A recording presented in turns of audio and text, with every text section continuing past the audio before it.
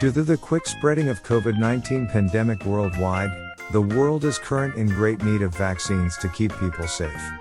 There are a few types of vaccines in the current days. The main goal of those vaccines is to use either a dysfunctional virus or bacteria, or a piece of protein, to train humans' immune system, to recognize them and generate antibodies.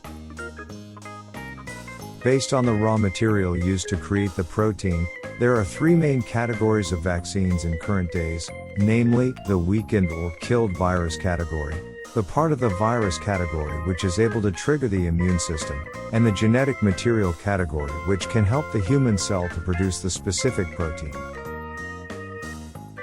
Using a killed or inactivated germ is a traditional way to produce the vaccine. It usually needs a long time to grow the germs in the factory, then kill them using heat or chemicals. Some good examples in this category include the vaccines for flu and rabies. Since there are no active germs in the vaccine, it is a safer vaccine to be used in people with weak immune system. Compared with the vaccines using the killed virus, the live attenuated vaccine contain active, but weakened germs. The biggest advantage of this vaccine type is that they can usually provide a stronger immune response than the inactive virus version. Lots of vaccines in this category can give us a lifetime protection for the disease.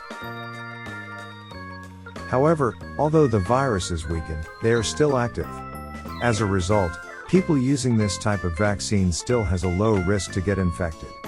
This is an important point for people having weakened immune system or other health problems.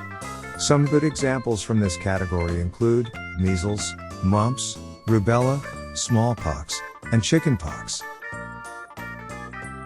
Viral vector vaccine is another type, using the virus as the carrier to deliver the required proteins, which can be used to trigger the immune response. The virus used is a modified version of a vector virus. Like other vaccine types, it will produce a certain amount of pathogen parts, which can help the immune system to record this virus into their databases. Since the virus used in the vaccine is just working like a carrier, there is no risk to get infected, and it is considered as safe in most cases. Some examples of this vaccine type include Ebola, Zika, and HIV. This technology is also used to create vaccines for the recent COVID-19 pandemic.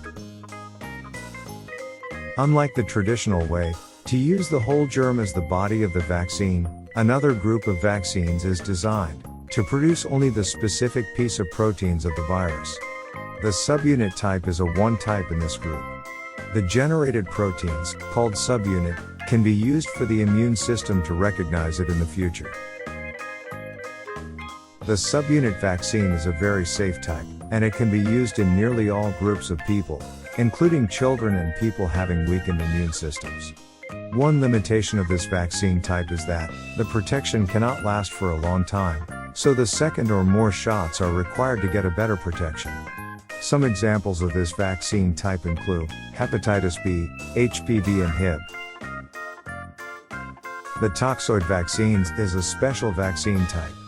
It will guide the immune system to recognize the harmful toxin generated by the germ, instead of the germ itself. Similar to the subunit type, more shots are also required to get better protection.